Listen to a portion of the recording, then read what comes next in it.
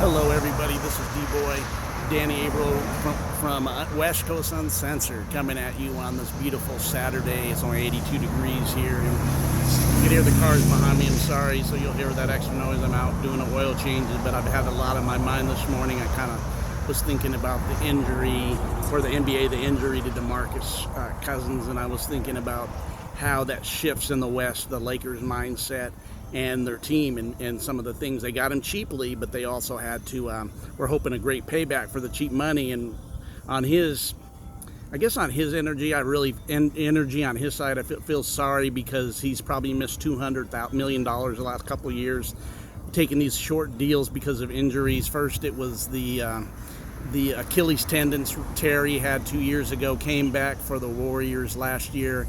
And then when he came back for the Warriors, it was kind of interesting, because when he came back, he was actually playing for a contract, but he had the opportunity to take his time, get healed, to get back and see if he could pay dividends and get another contract.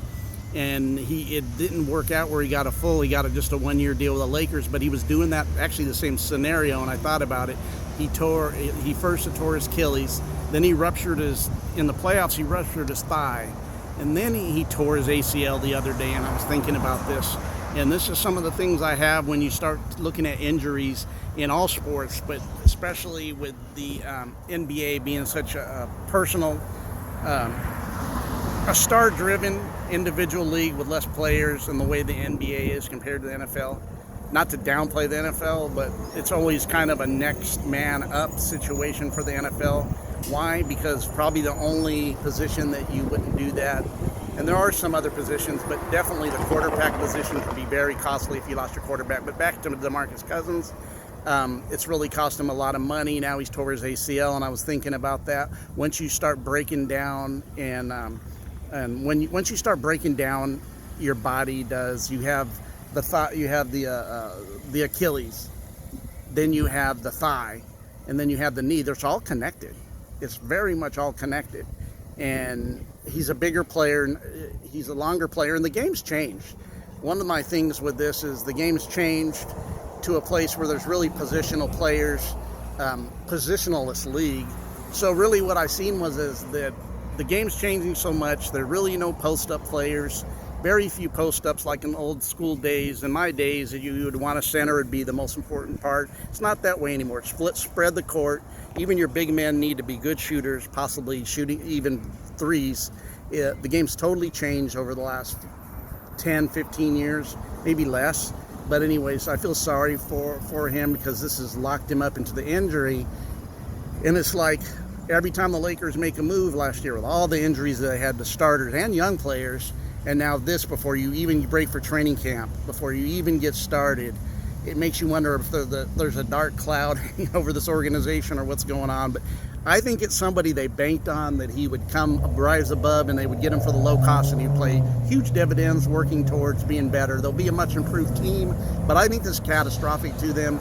I think it bounces them into a place where they have to make changes, and they're not going to find anybody because the way the league is. And definitely my shout out to DeMarcus Cousins and the Lakers getting this injury, and it's, and especially to him, man, he's tried again to get himself on track, and he's probably, like I said, he's made money through the years, but he's probably lost close to $200 million with these injuries the last couple of years. Because even if he comes back and tries to play again, he'll be on another 1-year deal. Teams just giving him opportunity to show what he's got. And man, these three injuries are horrific, and how they're all connected to each other when you start looking at it. And that's why I even look at even older players, look what happened to KD. It becomes, first it's the calf, then it becomes the foot. It was a foot a few years ago, and they had to go in and redo the foot, and now it's the calf. Now it's the Achilles tendon. That same, when one part of the body makes up for the injured part of the body, they're all connected, like that old. I heard a guy talking about that old song that I used to hear. The leg bone's connected to the thigh bone. It's all connected. And then you have one part of your body's trying to make up for the lack of the injury to the other part of the body, and then it's very tough and it doesn't work, and you create more injuries because the other body takes on stress, and then you create another part which is strong, but the other part became weak because it took on the stress of making up for the other part being injured. rehab is very important and people know what they're doing in rehab. So it goes into another question. But now do you blame some of these players for, he could have took a contract with Sacramento, I believe, many years ago, which would have paid him $40 million, and he didn't, to try to bet on himself. Then these injuries have really been costly. And you see guys like Dak, and you see guys like Zeke holding out for money and not settling for anything less. And it makes sense that they would do that now when you got this aspect of it. But anyways, just some NBA news before the season starts. We're a ways from this. Is NFL time, but just your thoughts. The huge DeMarcus Cousins incident. And this is another thought I'm going to throw at you.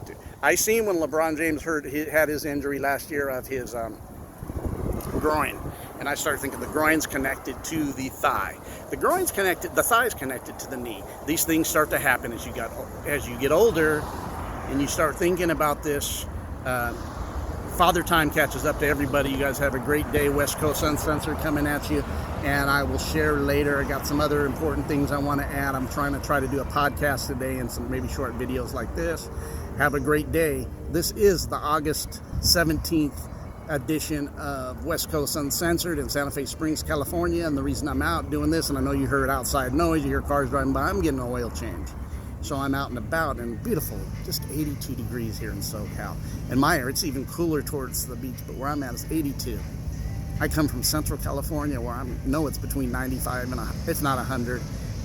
And God, I can't complain. Have a great day.